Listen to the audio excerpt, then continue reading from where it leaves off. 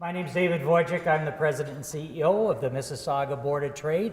Welcome to the series on the Hurontario LRT, which, as you know, will be moving up and down the Highway 10 corridor and starting in the next couple of years, breaking ground.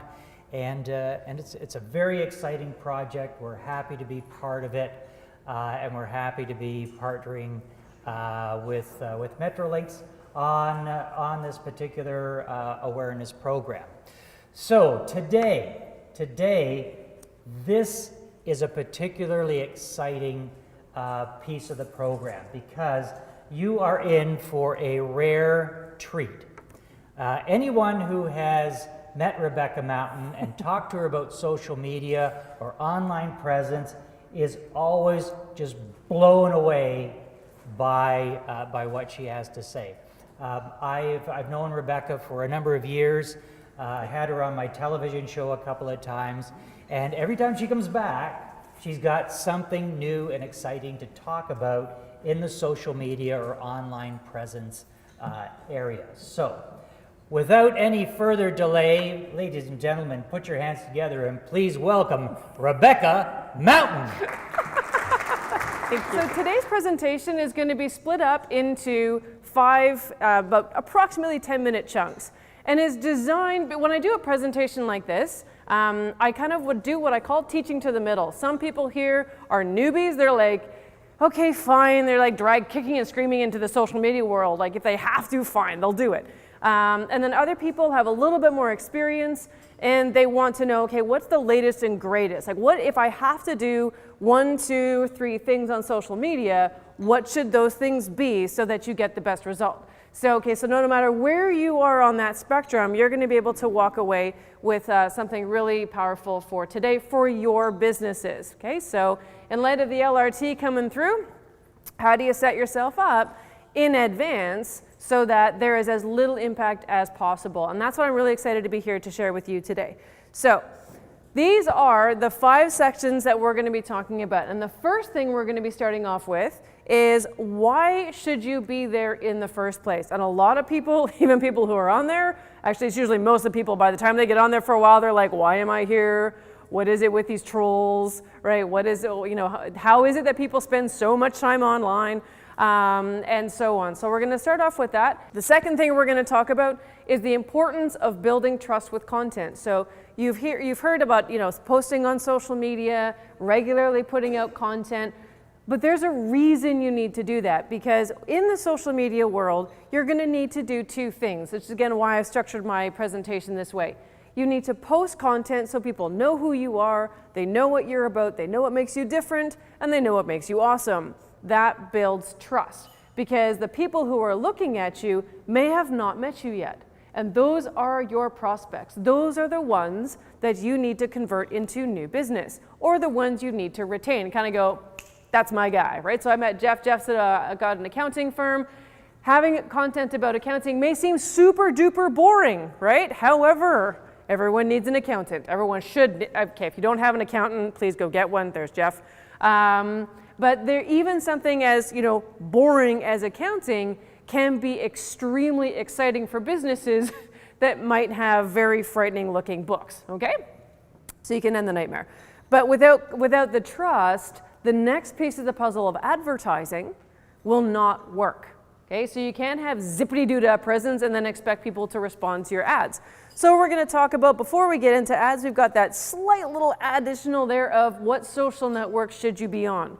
If someone comes up to you and says, hey, I'll get you on like 7 social networks, run away, run away, run away, run away, because you probably don't, unless you're P&G, okay? We're going to talk about where people are, and then that way you can assess, okay, this is my client, therefore I'm going to spend my time on that social network or that one, but not that one over there, okay? Then we get into advertising. I do focus on Facebook advertising. It is the cheapest social network to advertise on with the highest ROI, despite their recent challenges. Okay, so we can address some of those as we go through the presentation. Well, I've split it into 2. There are 17 different ad types you can use on Facebook. You don't necessarily need to use all of them, maybe 1 or 2 of them. And I'm going to go through my top 4. I'm going to explain to you what kind of ad they are and what objective they're going to achieve for you. And then the last piece, which includes an example, is how do you actually put an ad together? Some people will throw up an ad, they're like, hey, you like my business? And everyone's like, why? Right? There's no reason to like your business. So you got to get the right message out there. So that kind of wraps up our presentation for the day. I dance to phones that go off, so you might want to turn yours off. So in terms of questions, in terms of how this is going to roll, you can save your questions to the end. The other thing is, I know nothing about the LRT, so any questions you have about that, other than I've seen our presentations and I've talked to the folks at the Mississauga Board of Trade. I'm not able, however, to answer any questions, but there are some wonderful, super skilled people here who can at the end. Okay? We're all good? Who's excited? I'm excited! That guy's excited. Oh, he's scratching his head. Okay. I take what I can get. So let's start off the presentation with why is it important for a business to be on social media. So one of the cool things about Facebook in particular, and even on Instagram, is you can be there as a business, but you don't necessarily have to be there as a personal. So what I'm talking about today in the terms of social media is there as a business. Okay, so just in case you're wondering about me talking about how many friends you should have or not have as many friends as you want. Okay, 37% of the entire world is on social media in one way, shape, or form. That is a lot of people who are using social media. So level set, that's a good place to be. Canada has one of the highest per capita participation rates on social media of any other country in the world. This is good, okay? So that means your customers are there. Check that box. One of the other reasons why you need to be on social media, anybody here not currently using social media for their business? Yeah, a couple of people. Don't be shy, it's okay, I'm not gonna ask you skill testing questions, you know. I like just kind of know the mix. And so for those of you not, or for those of you who are, or maybe just starting out, it's a one-to-many marketing messages. So word of mouth marketing has always been, since the beginning of time, the best way to get new businesses. I work with a ton of small businesses, small and medium-sized businesses, and bar none, they will say referrals are the number way for them to get new business. So what the social media world, what allows you to do is to engage in that world on steroids. Okay, so you can, especially with something like Facebook, you can drill down really, really specifically on who it is that you want to appeal to. So who do you want to show your content to? Who do you want to show your ads to? So that you get in front of the right people. I used to do database marketing and a long time ago in a land far away. Spent 12 years in corporate Canada at companies like Scotiabank, Air Miles, Canadian Tire, and so on. And in direct mail, I also called you at 6 o'clock at night at dinner. You're welcome. Before they shut that one down. But one of the things about direct mail is we'd have to send millions and millions of pieces of mail, crossing our fingers hoping that 0.25% of them might go into their bank or might go into their stores and actually take action. With the social media world, with the ability, again, of targeting the right people, you can basically show your content and your advertising to that 2.25% and forget about everybody else. Save money, save time, get better results, okay? You can get raving fans. Okay, that's what you want. You want people who are like, woot woot. You know, Jeff's gonna get these people who are like, I love this guy, right? I would. I hate accounting, can't do accounting to save my life, so I love people like Jeff because he likes it, right? There are people who are out there waiting for you to show yourselves as being so incredibly valuable to them that they'll never let you go. So it's all about getting at that perfect audience. We're gonna talk a little bit about that as well today. There's also ways you can reach out to me if after today's presentation. I do only have about 50 minutes. So if you have questions after today, I'm more than happy to help you out as well. Okay, so fear not if you have a bunch of questions. One little thing that people don't know much about social media, it will actually help your websites rank higher in search engine optimization. So that's what SEO stands for, search engine optimization. It's if someone does a search on Google, are you there? Or are you anywhere other than page 1? 90% of people, if they don't see their search result that they're looking for on page 1, redo their search. They don't go to page 2, okay? So if you're on page anything other than 1, no one is necessarily finding you. So the algorithms that control the internet, so Google, Bing, Yahoo, and the algorithms of the social networks, every social network has its own algorithm, okay? And usually it has multiples, can have hundreds of them. They work together so that if you have a Facebook business page or a LinkedIn profile and you're connecting that to your website will appear higher in when people do a Google search. So it's a really easy way for you guys to get a better result when people are looking for you on Google by simply connecting it to your social media presence, okay? And then also, you just can't, again, throw up a business page and like, I'm here, I win, woohoo, go home. Can't do that. You gotta actually post on it. So we're gonna be talking about what kind of content you can post on there a little bit later on this morning. Okay, so you drive people from your website to your social, and you can drive people from the social media world to your website. There's a fantastic ad that I'm gonna be sharing with you guys today that will do just that. Any bloggers in the house? Bloggers or people who do video blogs or stuff like that? No, not a single one. Maybe there's some people online who do it. You can virtually raise your hands. Okay, word of the wise, I'm gonna do a quick little side hop here. If you put any new content on your website, so whether there's blogs or videos, it will leapfrog you ahead of your competitors. Absolutely critical for you, and for most businesses, people do find searches online. Okay, so now people are here from multiple types of businesses. So what I'm trying to do with this presentation is make it applicable no matter if you're a hairdresser, an accountant, a car dealer, a real estate agent, or what have you. Okay, so it's important for search engine optimization. I love numbers. If you don't know how you're doing, you shouldn't be doing it. Okay, so for those of you, so most people in this room are already using social media. How many of you guys know pretty exact numbers, how it's actually doing driving business into your organization? 1, 2? Okay, we have a minority, a severe minority. And that is not uncommon because people say, okay, I'm on social media and I'm posting and maybe even doing advertising, but you need to track that information right through your sales funnel. And because the social networks are designed based on data, they are uniquely positioned to be able to give you those analytics.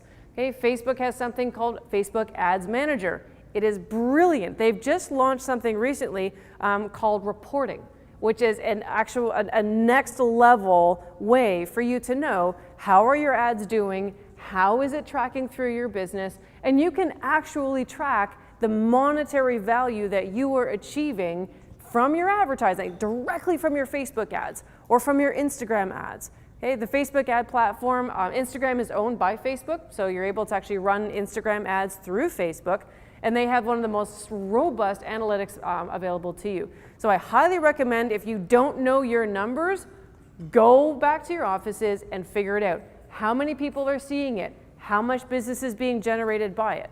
Okay, I run a mastermind program, and the first thing we do is looking at all the different ways that people bring in money into their organizations. Which ones are profitable and which ones are not? And it's a really easy one. Drop the unprofitable one, scale the profitable one. Okay, it's very, very basic. The other thing is people like to guess. They like to guess what kind of content people like. They like to guess what message is going to work. And they'll throw something up and maybe they're wrong. And it's not that people aren't going to respond to them or be interested in their business, it's just they've got the wrong thing out there. If you run a series of tests, whether it's posting different types of content, trying different kind of ads, or trying different messages on your ads, the data will tell you which one worked and which one didn't. So what we do is we'll run an ad, we'll have 3 pictures, okay? And we'll run those for a week, and then we'll see what came back. Picture 1 did horrible, picture 2 did great, picture 3, it kind of didn't do well either. Drop those, and now you know exactly what people are going to be responding to.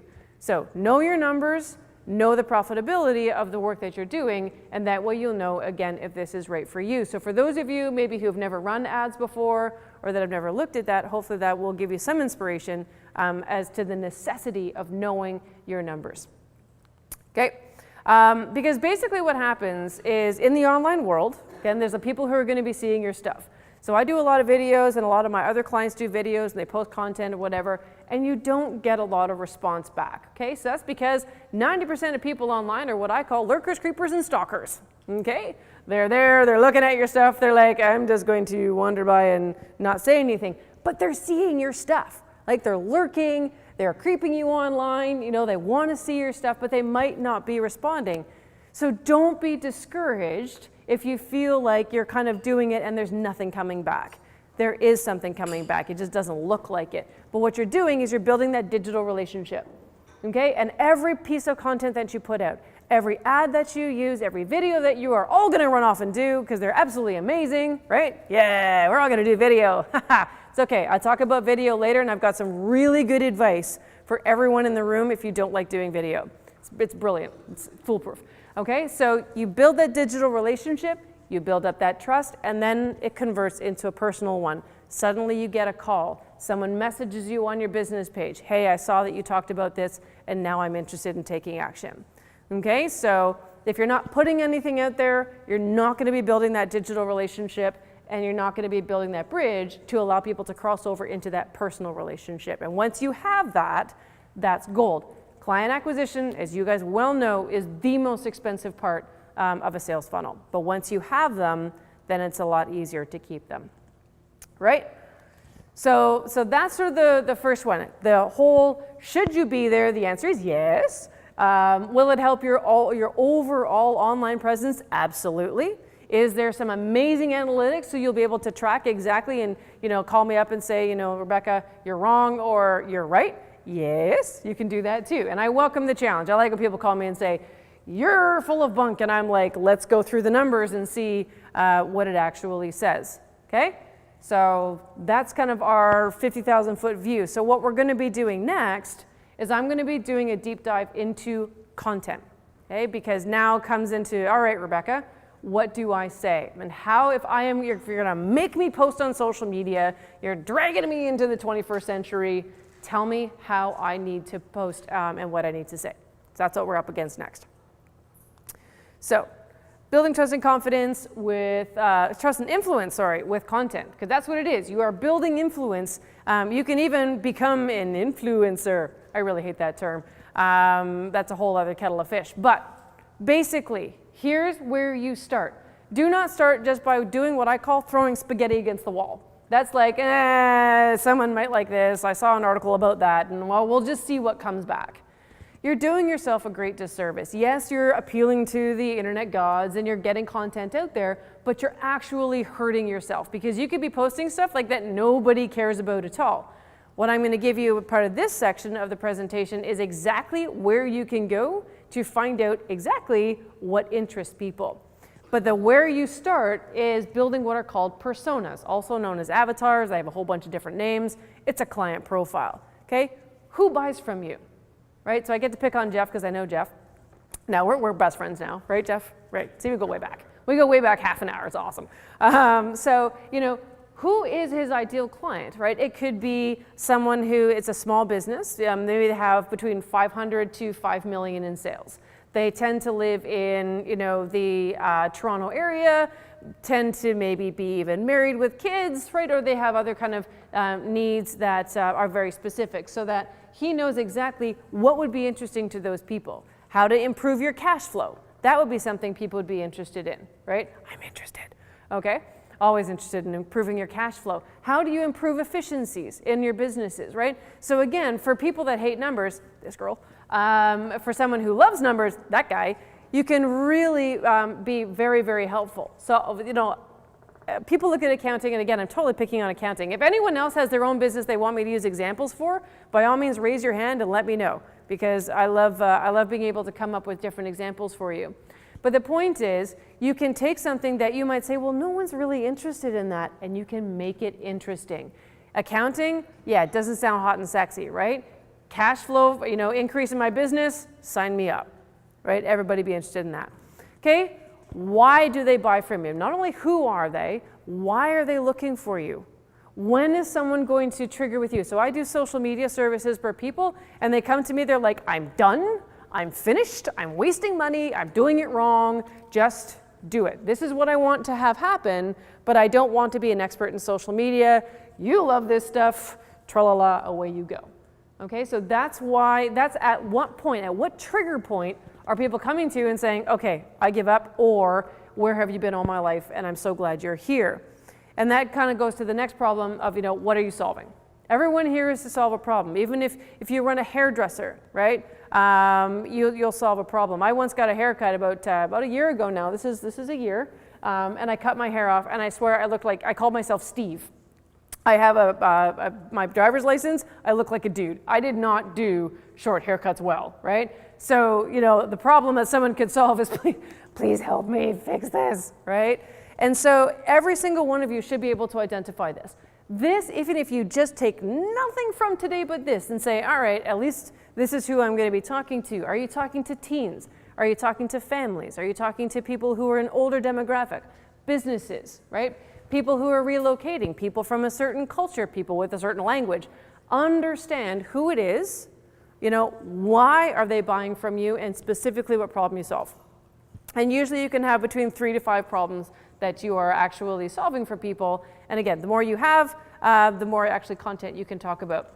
Specifically, you can break it down to age, gender, lifestyle, life stage, things they like, things they don't, websites they visit, magazines that they read, products that they buy. You can all search for this stuff, and you can actually identify people through Facebook if you want to run an ad, so you can target people with those specific likes and characteristics and demographic makeups. Okay? Honestly, people don't usually take time to do this. They think they can kind of wing it, and winging it when you're talking about content online doesn't work very well. These are 3 sites that I use, because you're not expected to know what people like or what people are searching for your business. So for those who can't see from the back, the first one is called answerthepublic.com. This is a free site. You go into the site and you type in, whatever it is you're looking for. So I work a lot with real estate agents. So words that I would put in there, keywords would be home selling. What comes back is all of the Google searches people are making online in and around those words. So the words home selling. You then look at what the most common search words are. So how do I, what is the home selling strategy? What is a home selling pricing strategy? And then what comes out of there is that's what you post about, right? So if you are, again, in a service industry like accounting or professional services like lawyers and stuff like that, you can go in there, enter in the words that people would be looking for. Why do people come to you? What are the problems that you're solving? And you can see the exact searches they're making. The other cool thing about Answer the Public is not only does it give you the questions, if you click on individual questions, it will give you the search results that come up when people put those search words into Google. So if you're trying to rank for certain search words, right, and this is the best advice I can give you for search engine optimization, use the words in your website that people would put into Google. If you're using industry lingo that John and Jane consumer don't know, you won't rank, okay? So again, a real estate example is houses for sale in Mississauga versus new listings in Mississauga, okay? John and Jane consumer do not use the words new listings. We use the words homes for sale, alrighty? So really scale back your internet speak. The next site that I also use is called buzzsumo.com. With this one, you put in keywords, so whatever it is, it's in your industry or that you think people are interested in, and it will give you the most socially shared articles. So these are the ones that are already popular. And if something is already popular, it means it's a hot button. And you can adjust the time. You can say the most shared articles in the last 24 hours, last month, last year, whatever you want to put in there. But now you're like, okay, people are already concerned about this, therefore, ergo, I will post some content about that. Okay, so BuzzSumo, again, it's what I call a freemium site. It's kind of free to a point, and then you have to pay in to get more of these services. But it's a brilliant system for you to use to get to supplement not only just what searches people are doing on Google, but what people are actually caring about through the social networks. The last one is a paid service, so again, you can choose whether or not you want to invest in this. It's called mangools.com. That will verify kind of the stuff coming from Answer the Public to say how many searches are being done. So the one drawback of Answer the Public is you could have like 2 people who enter in a particular search, okay? And it's not really showing you the popularity. What I do is I get a whole bunch, like I shortlist it from Answer the Public, and I fire those questions into Mangools, and then I rank them based on which one has the most searches in terms of whether or not I'm going to create content about that. So these 3 sites, you don't need to go anywhere else. I love these sites. They're brilliant. Basically, your online content strategy and your ad strategy as well should follow a very simple rule. They ask, you answer. Okay? They have a question, you provide the answer. They have a concern, you can provide an answer or a situation that solves that particular issue. Okay? So if you go like that, there's a fiberglass pool company out of the US. 2008, you know what happened in the US in 2008, the economy just crashed. No one is buying $50,000 fiberglass pools. So he had no money, but he had a young family, needed to feed them, and so he couldn't invest in advertising. So all he did was pump out content he did a blog, and I did a lot of blogging back then, but all he structured it around was called They Ask, You Answer. There's a book, and his name is Marcus Sheridan, if you want to go read it. Fantastic book. He really likes talking about his workshops, so just kind of like blah, blah, blah workshop. The content in there is absolutely phenomenal. Okay, and again, I use that as part of all of the strategies, not only that I use for my business, but also for my clients. So here are some other ideas, because I wanted you all to walk away with some inspiration if you don't know what to post on social networking. People actually care what you do day to day. Yes, they want to see pictures of what you had for breakfast. Yes, they're interested in whatever you're doing that day. The client that they're seeing, a story that you have to tell, a sign that you saw on your way to work. They actually care about that stuff. They care about behind the scenes information. I trained a couple of CTV producers, and I said, take a bunch of pictures and some live videos of the next show that you're doing. She's like, it's makeup. And I'm like, yes, it's makeup. People like that. They're like, woo, because we don't live in that kind of a world. And you'd be surprised, possibly slightly alarmed at how much people like to see kind of what you guys do in your day to day. You might think it's boring, mundane, you do it all the time, but I don't live in your world. So there's some huge benefits in doing so. Voting or getting opinions, this is a super popular one because the algorithm really wants people to be sharing and commenting on your stuff. Okay, so that's why if you have voting or getting opinions, what do you think about this? You can have 2 pictures you put up. What do you think about this versus that? You can get that going. Opinions you should never ask for are political and religious. Please don't. The trolls will find you and they will ravage your page. Okay, even if you mean it in the most innocuous way possible, you will get hijacked. And if you have a lot of negativity on your page, a lot of people hiding it or hiding comments, there's actually a negative trust score that is applied to your business, and the higher that is, the fewer people see your stuff. Okay, so don't go that way.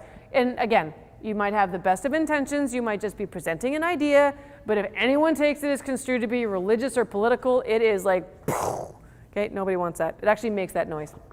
Okay, user-generated content. This is brilliant in particular for Instagram. How many people will use Instagram for their business? 1, 2, a couple of people. All right. So for those of you who use it, or now maybe you're interested in using it, ask other people to post content and use a hashtag that is common to your business. So it'd be hashtag name of your business or hashtag a particular topic that you want to own, and get people to post their own stuff. Okay, so that user-generated content is one of the most popular content types that's rising to the surface today. And you don't need to do it. Okay, but they can mention you, they can tag you with a hashtag. The only thing is, and again, I'll show you in a second in terms of how Facebook in particular ranks the value of the type of content that you can post, and links are at the bottom. So and what often happens if you have someone managing your social media content for you, is that's what they'll do. Because they're not necessarily with you, so they can't take pictures, or they're not as plugged into your business as you are. And so they end up sort of harvesting a whole bunch of links and posting those as, as your social media content. Not horrible unless it's all that you're posting, at which point your reach is going to be absolutely at the bottom, and you need to kind of fix that, okay? The other thing you can do, which is always fun, is you have daily kind of posts. So Throwback Thursdays, motivational or Move It Mondays, Funny Fridays, Sassy Saturdays. Don't get too excited about that one, okay? Be careful, be good, post good content, stuff that's not gonna make you go to jail. And I'm talking Facebook jail. Well, actual jail too. Also good to avoid. All right. So these are the kinds of content that, bar none, if you do just one or two of these types of content consistently, you will have a very highly engaging, very successful page. Basically, what you have to make sure is you have to come up with a plan. Consistency is what kills people. A lot of people engage with me not because they can't do it, they just can't do it consistently. Okay, so if you feel that consistency is going to trip you up on a regular basis, come up with a content plan. I use Excel, right? I don't have to be anything fancy. There are fancy schmancy systems out there, and you can engage with them, and there's benefits and drawbacks. But as a very, very basic plan, go through your Answer the Public, your BuzzSumo, Mongoose if you want to use them as well, and just say, okay, here's what I'm going to say on these particular days. Take pictures. Okay, take pictures of not only just you, but also of things that are happening in and around your business. Alrighty. If you were going to take pictures of your clients or your clients' dwellings or their businesses or whatever, get written consent. I know you can get verbal consent, and technically that could hold itself up in court, but some people get really angry if you post their stuff online. Always, always, always get permission. Okay, so consistency is key, even if all you can sign up for right now is one post a week. Okay, but just consistently show up and do one post a week. Which brings me to what is the ultimate frequency, and it varies by social network. It varies wildly.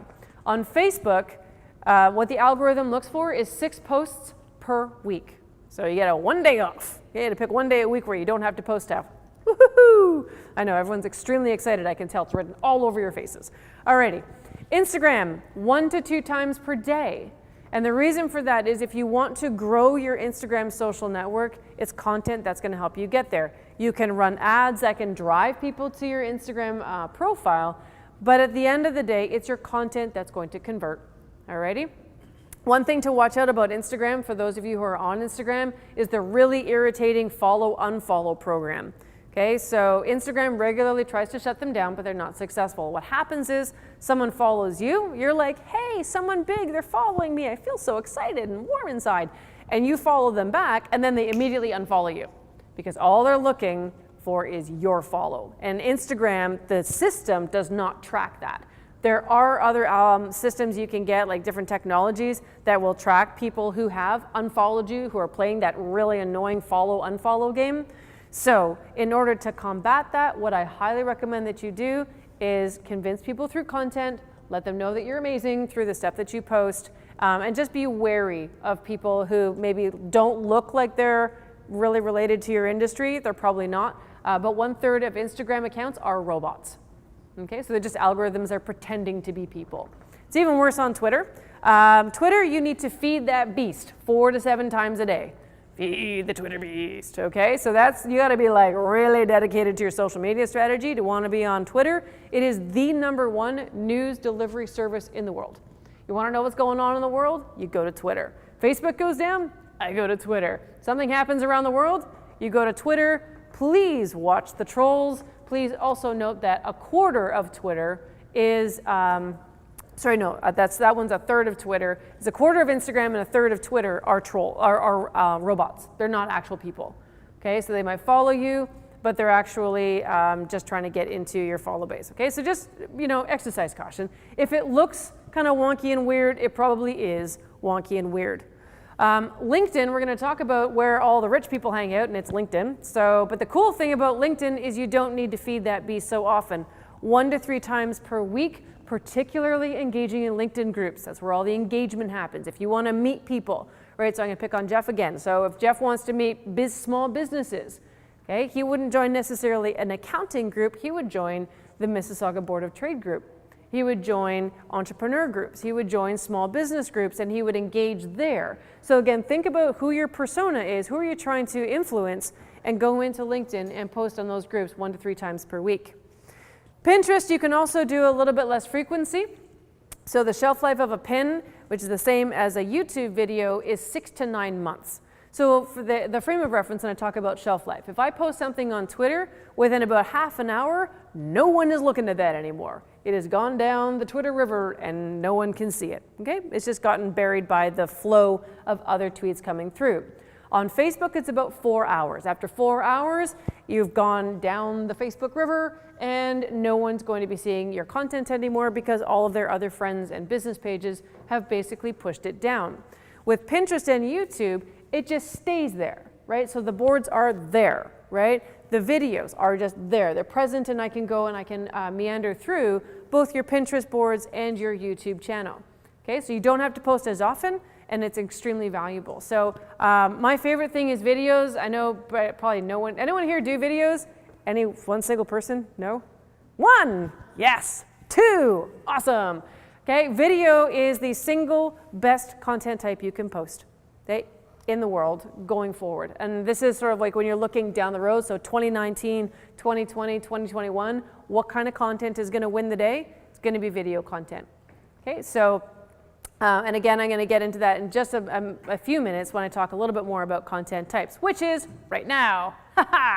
Lucky you guys, live videos. So as you know, we are currently live streaming this through Facebook and on a couple of different websites. This is the best and most awesome and the most terrifying type of video that you could possibly do, okay, or a type of content in general, because it's unedited. Okay, so if I screw up, like I forget to get my clicker, that was done live, hoorah. If I make any of my verbal tics, if I stumble over my words or actually physically stumble, it's all caught live on video and you can't turn that off. You can't do, oh, redo.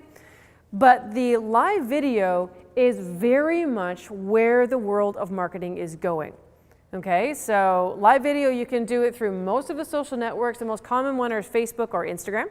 Okay, so those are the most common places people do live video. You can do live streams on YouTube as well.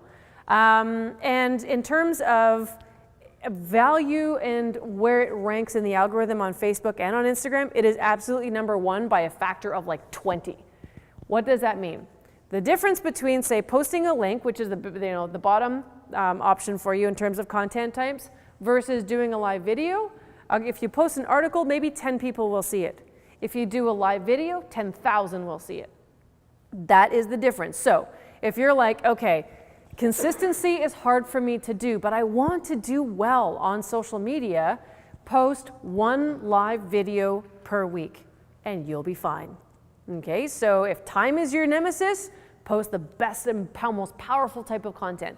If live video really creeps you out, which it totally can creep most of us out, you can move into the recorded or the edited version. So you record it ahead of time, you upload that natively to the social networks, and then away you go.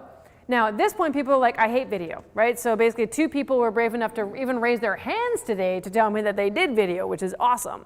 A lot of people don't want to do video because they think they sound weird and they look funny. But here's some good news. We look at you all day, we listen to you all day, you look fantastic. We are used to you by now. You're just not used to looking at yourself. So here's the video strategy. Works really well for a live video because you can't stop that train once it's moving, but it can also work for the recorded version.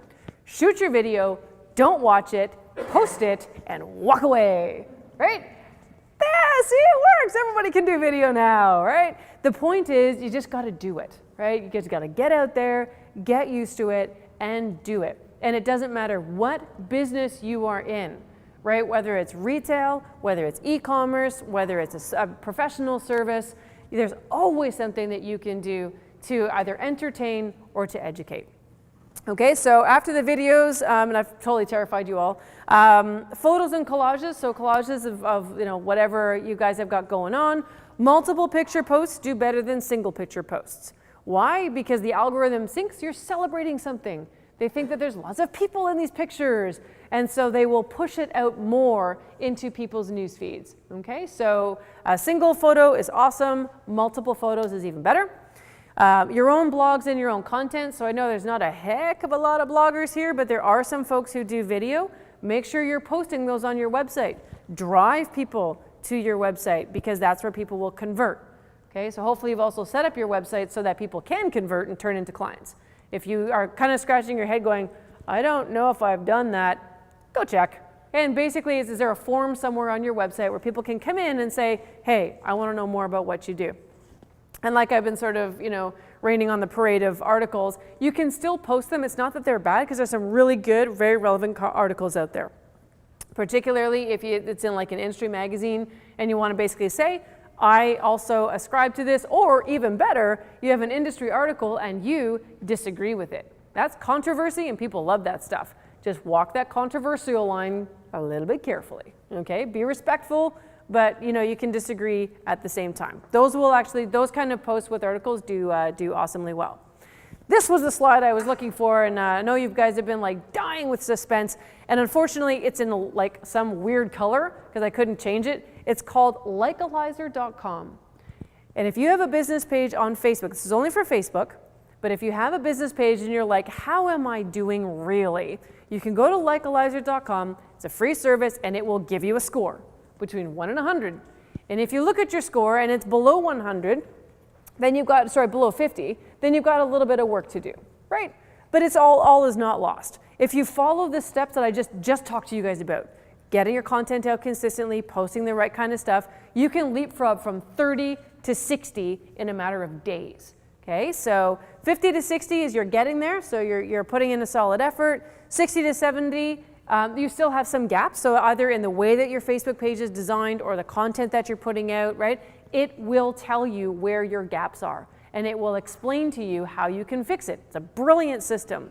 70 to 80, that's usually a very good, solidly performing Facebook page. If you're 80 plus, you're in the top tier. You've got one of the best pages in your industry and likely in the country.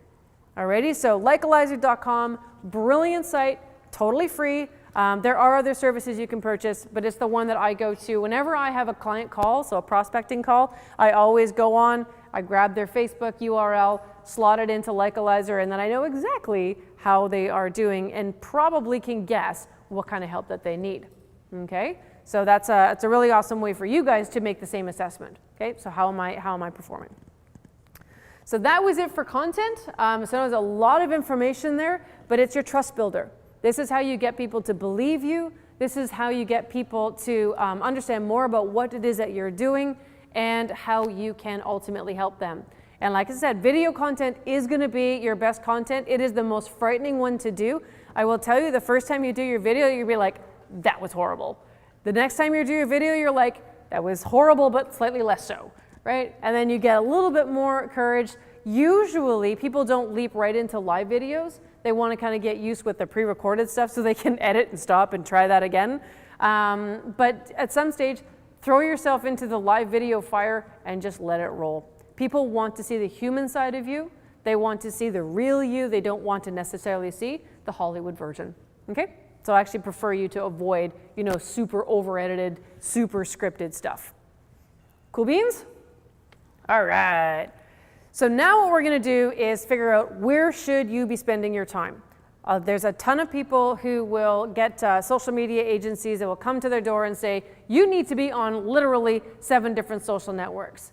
That is absolutely not true. It might be, but it's not necessarily so.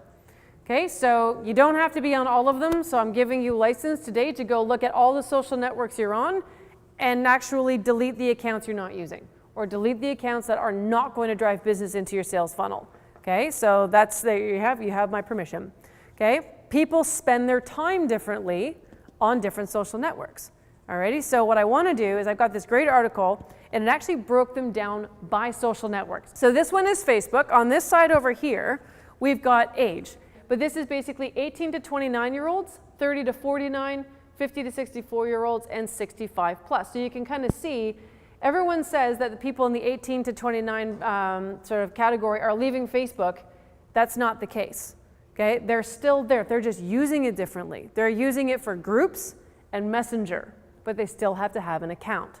Okay, so they might not be posting as often, but they are definitely using it. So the vast majority of people are here. And what this is calling out, it says network where millennials and Gen Xers are most likely to share content. And that's a killer. Even if they don't post, even if they don't comment, they are most likely to share your content. So if you're going after Gen Xers, so Gen Xers are, let me get the demographics right, about 19, in Canada, it's about 67 to 83. And millennials are considered 84 to 2004. Okay, so those are the 2 cohorts. Fun fact about millennials, they are the largest population cohort in Canada. They are 33% of our population. Boomers are 31. Okay, so they're going to be, they're entering the workforce now. They're entering our economy in a big, big way. You need to understand them if you're going to survive. Most businesses at some stage are going to start pulling from this demographic. The more you understand them, the better. Okay, and when you understand them, give me a call and let me know. Okay, I got a bunch of millennial kids, so I'm like, what? Anyway, they come home with all these weird things, and I'm like, I don't know what you just said. I literally go into Google, into Urban Dictionary, and I look up the words that they use. I'm like, is this a thing? Like, what? Okay, now in terms of income, that's what's down here. Oops. We have 84% of internet users who use Facebook make less than $30,000 a year. Okay, so basically we've got a young, not very rich audience that uses Facebook. That basically is how you read this, okay? So if you're selling million-dollar things, Facebook may or may not be the right place for you, okay? So it goes in diminishing numbers, but still, the income of internet users who use Facebook, there's still 70% of them have incomes over $75,000 per year.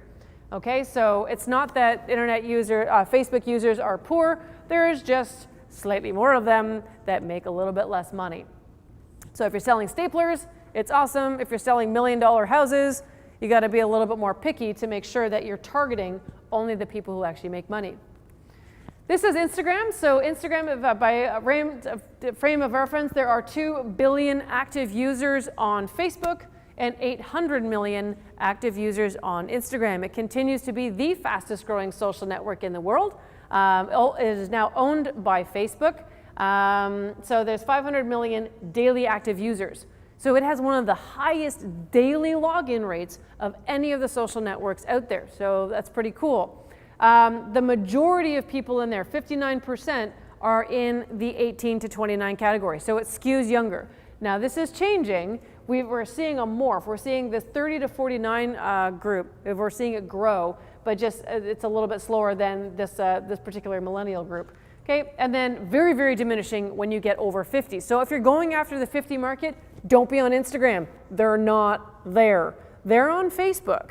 Okay, mostly because their grandchildren refuse to talk to them, and the only way they can stalk them, like I do with my children, is on social media. From an income perspective, it's fairly evenly distributed. Okay, so we've got basically 38, 32, 32, and 31 in terms of how the income is distributed. So people here tend to have some money. They're not all super poor. And this little quote down here, 53% of teens say Instagram is the best platform to tell them about new products. So if you are a retail establishment, if you are an e-commerce, right, or if you have an e-commerce portion of your organization, you're going to want to be here. So for those of you who maybe want to do video but hate it, one of the best and most popular videos right now is called unboxing. Okay, so especially again, if you have a retail store and you can stick stuff into a box and then, hey, open the box and pull stuff out and show people, it is a very, very, very popular video type, particularly on Instagram. One thing about videos on Instagram, they can only be 60 seconds or less. Okay, so I think anyone can say something for 60 seconds. This one is now Pinterest. So Pinterest is quite a bit smaller. They have 200 million monthly active users worldwide. And as you can see, the age distribution becomes a lot more skewed toward a little bit older, right? So we got more in the 30 to 49, a little bit more in the 50 to 60, 65 plus. They get confused by many different things about social media. They tend, again, to be mostly on Facebook. So again, if you're going after that seniors market, Facebook is your place. And with with Pinterest, again, we have a fairly evenly distributed for income. Cool things about Pinterest, 80% of millennials say Pinterest helps them find things they want to buy. So again, if you have an online store, if you do anything in e-commerce, if you can sell anything online, you definitely want to create a series of boards on Pinterest and make sure that you keep them updated. 66% of women between 25 to 54 use Pinterest. 66%. Okay, most women make most of the home buying decisions, right? So whether it's about food, whether it's about products, whether it's about actually buying or selling a home. So if you're trying to influence women in a big way to make purchases, this is where you want to be. Top 2 categories on Pinterest are, not shockingly, health and wellness and food. Sorry, 3. Health and wellness, food, and fashion. Okay, so if you exist in any of those 3 categories, it behooves you to be on Pinterest. So there's not as many users, but they're very interested in buying. Okay, now again, think about that's your sales funnel. Okay, so Instagram is back here. This is about learning about new products. Facebook is about sharing content. Think about what you're trying to do with your business and align yourself with the appropriate social network.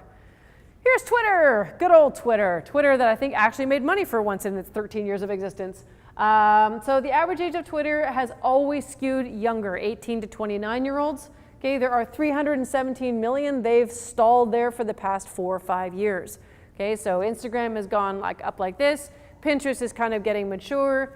Twitter stalled quite a while ago. The interesting quote to get full away from here, 29% of Americans with a degree use Twitter. Because most people look at Twitter like I do as a whole bunch of trolls, right? It's actually not necessarily true. People on Twitter do actually make money. More people use Twitter who make money than who don't, which is an interesting flip versus what we saw with Facebook. Usually we think of the opposite, but it's not necessarily the case. So again, with Twitter, it's a news delivery service. So if you've got any kind of new news coming out, if you have offers, if you have new products, if you have anything that you really want to put out there, including what you ate for breakfast, people are interested, you can put that on Twitter because this is who you're going to be influencing. Just make sure that you're careful of the people that you're following and that are following you back, that they're not bots.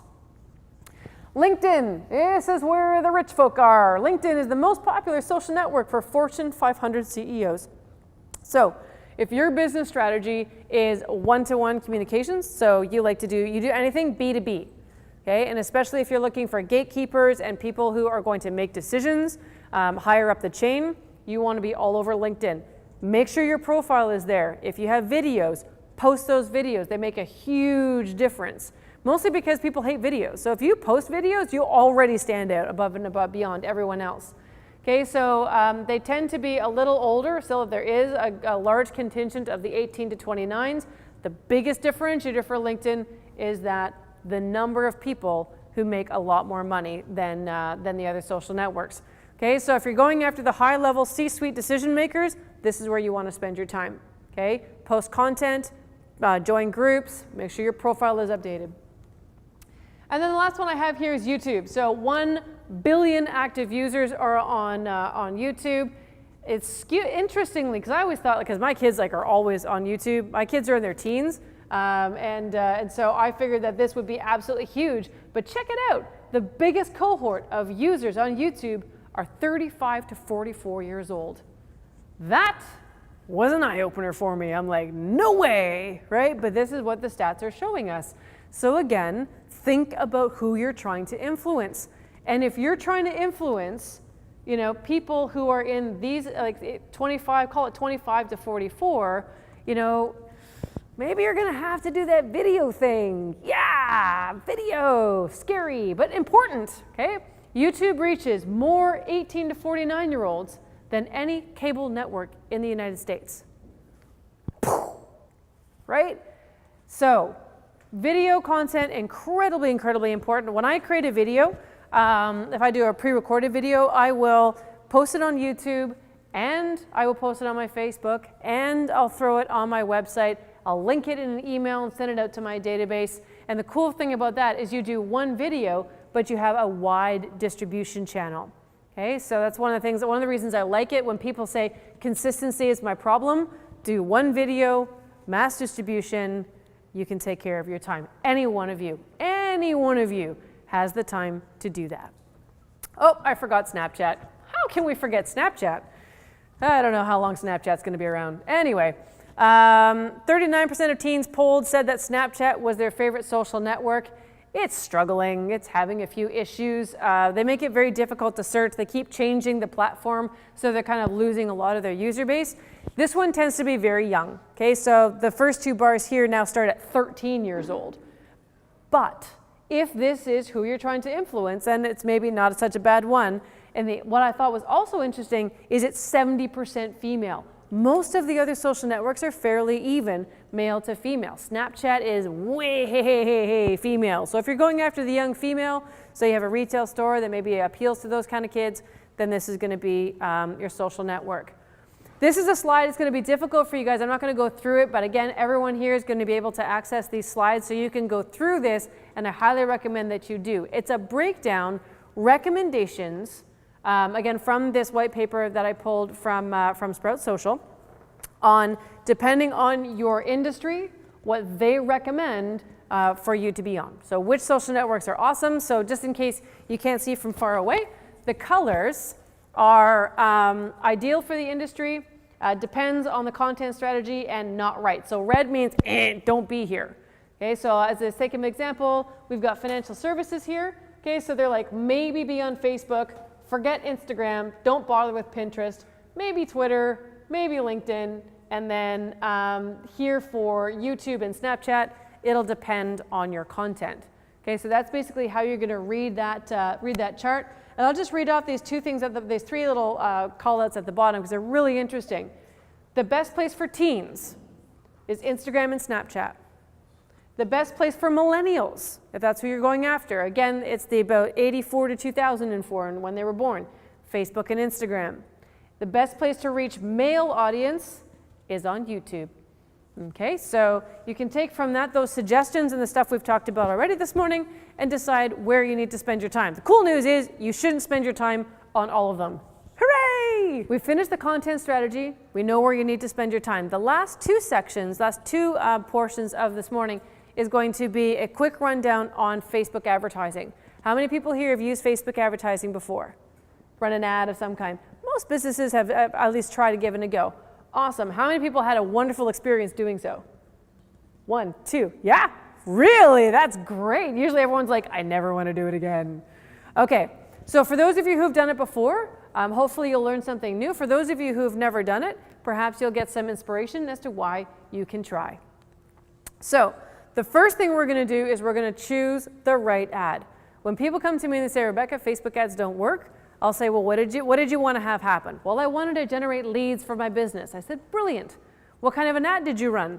Oh, I ran a traffic ad, or I ran a page like ad. And I'm like, that's not the right ad for you. There are about 17 different ad types on Facebook. This is what you're going to see when you go to create an ad for the first time. You'll be able to choose from all of these different ad types. And I'm not going to go through all of them because it'll take about an hour just to go through that. What I am going to do is I'm going to break down my best 4, okay? Based on the research I did in terms of the businesses that are here today, these are the ones that I have chosen. Now, if you want to run a different ad, by all means do contact me afterwards, and I'm more than happy to kind of help you out.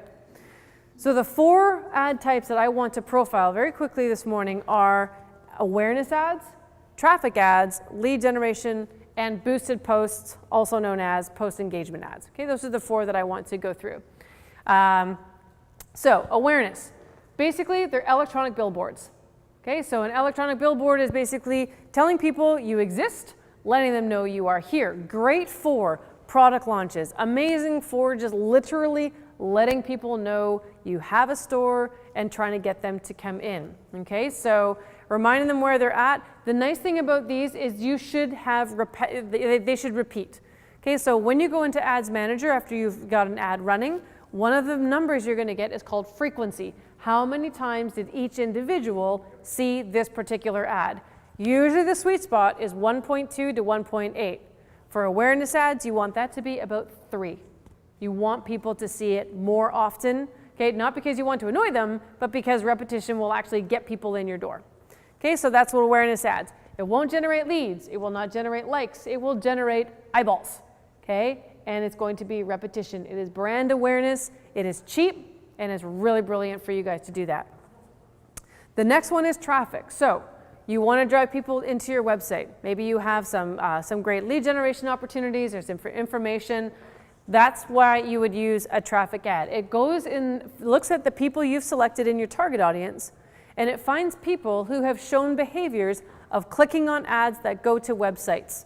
Okay, so it's not only looking for the person that you have identified, you know, they live in Mississauga, they're married, they're this, they're that, but they're also within that saying who has shown behaviors to actually click through to websites. Okay, so it's a brilliant ad if that's what your objective is.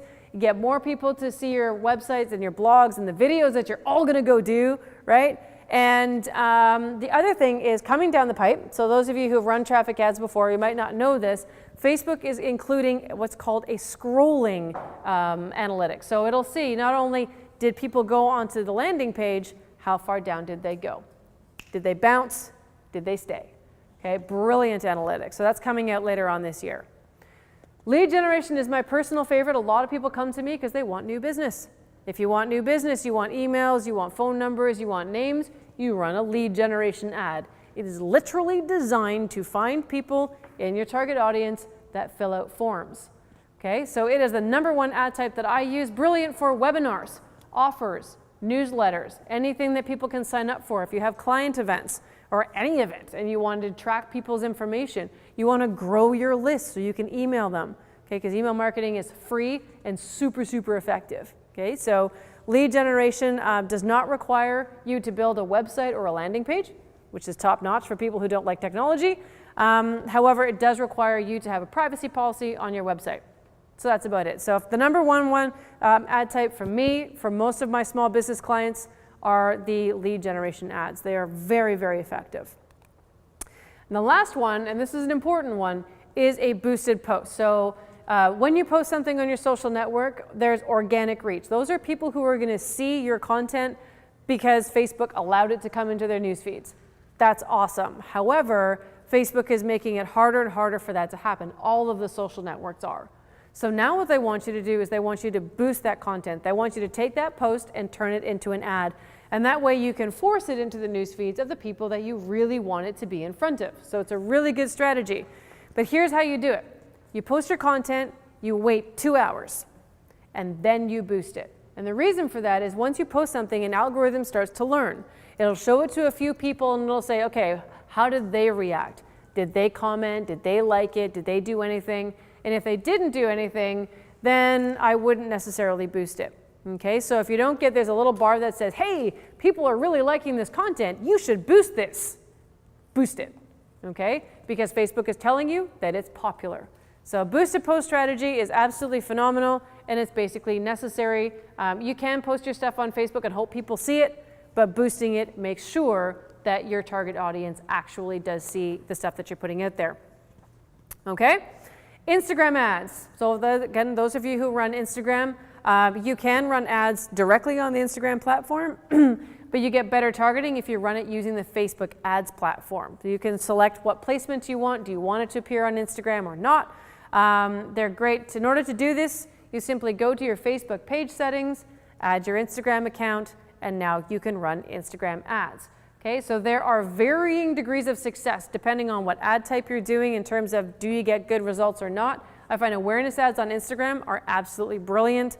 Lead generation, you get fewer submissions, but again, if that's where your target audience is, then that's where you should be.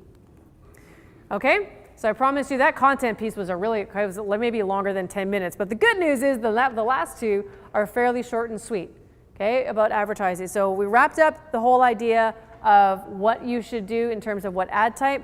Now what I want to do is break down really quickly the 5 things you need to consider before you start writing an actual ad. And the last slide is going to be an example I cooked up that actually demonstrates what I'm talking about.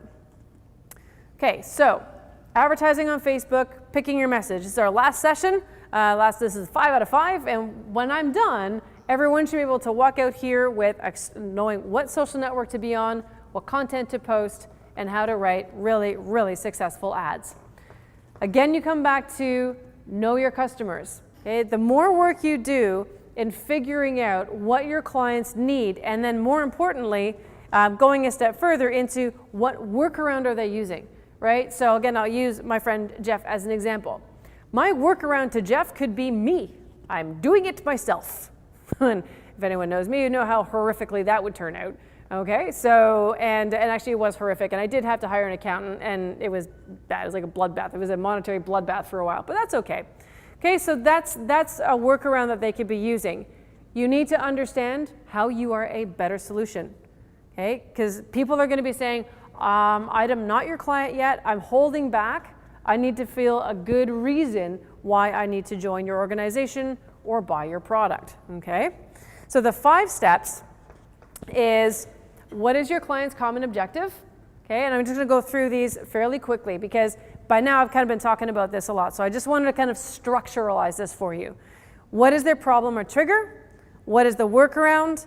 Anchoring your message. This is a really cool strategy. And then the final one is, what is their butterfly? What is it that you're actually, pitching for people? And I'll give you some examples of each one of these coming up. So the first one being, what is their common objective? Okay, so they're shopping or they're engaging with you for a reason. What is it? Okay, so is it because they want to look fantastic? Because you're in a retail establishment? Is it that they want to have, the most beautiful books in the world? Is it they want to have the most beautiful hair? Right? So what is it? Like, think again what you do when people come and they want to engage with you. What is their common objective? What is driving them into your establishment? And the way to kind of drill down a little further is, what are the symptoms that they're feeling, right? There's going to be little things that kind of compel them, their problems that they're kind of exist that they have that are going to compel them again to walk through your door, which is very close to, again, the problem or trigger. So the symptoms are kind of things that they're experiencing. The problem or the trigger, and it's like, I've had enough. Okay, so a symptom could be some niggling things. A problem or a trigger is they have had it. Okay, and they are looking for a better solution. So an example would be if it's a weight loss product that you are selling. A trigger could be they want to fit into their clothes again, right? Maybe it's a woman, she's had a couple of kids and wants to get in her clothes again. If it's a retail establishment, they're tired of their existing wardrobe. They want to update it. They feel it's been a long time since they went shopping. If you offer a service, right, it could be that their own business is inefficient in one way, shape, or form.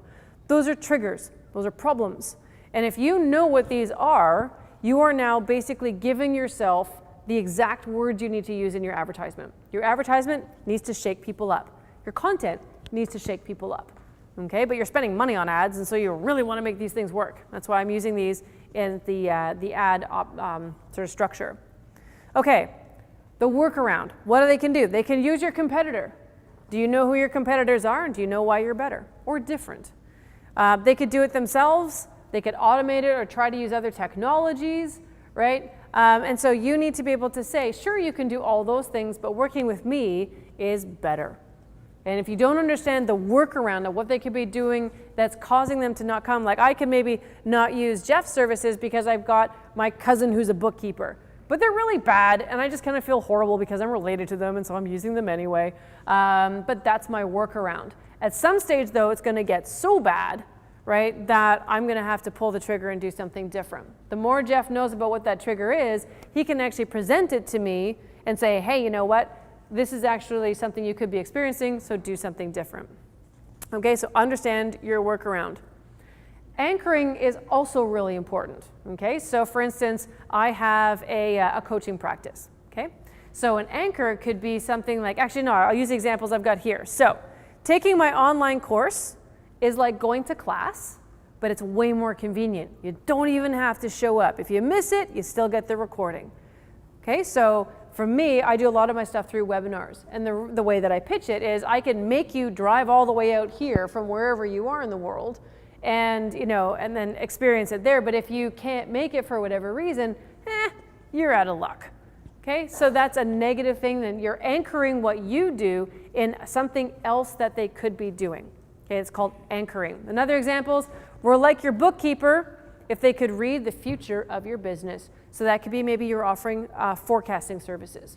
Okay, a lot of people don't do forecasting. They just kind of exist day to day. They spend all their time looking behind them and they don't spend time looking forward. And that could be something that you're doing, okay? So anchoring your message in some other way, the other thing that people could be doing and showing how you're different can also be really, really powerful. Everything leading up to that butterfly. Where are they going to go? So some butterfly examples is walking on the beach without hiding in a towel, right? That'd be for, say, a weight loss or health and wellness. Bragging to friends that their business just hit $1 million in sales. Okay, that would be in accounting or a business services. Showing up to work and everyone admiring their clothes, right? A lot of people, that's important to them. They just want to feel, kind of connected and belonging in their workplace. And sometimes, honestly, it's the clothes we put on our bodies that make us feel that way. Okay, taking vacation because their money is now in order. That's their butterfly. Okay, so if you understand where people are trying to go because they're working with you, that's what you build. And the best way to structure your ads is what's called escape and arrival. I'm trying to leave this. I'm trying to leave my problem. I'm trying to go to my butterfly. Okay, so if you understand those two things, I want to leave this and I want to go here, and you just literally write your ads like that, you will have one of the best performing ads out there, because psychologically, that's how people make decisions. We often don't move just singularly towards something. We're often moving away. You know, when people vote, I'm voting against that guy. You're not necessarily voting for the other guy, but you're voting against that for sure. Okay, so we're more inclined to be like that. So including that in your advertising and in your content will ensure that you get the best response. So the last thing I want to show you, very teeny tiny last slide, is this is an example. I just made it up as using a hair salon as an example. So just so you guys can read it from over there, it says, cringing at the thought of heading to the salon. Remember what happened last time? And emojis, always use emojis, people love them, okay?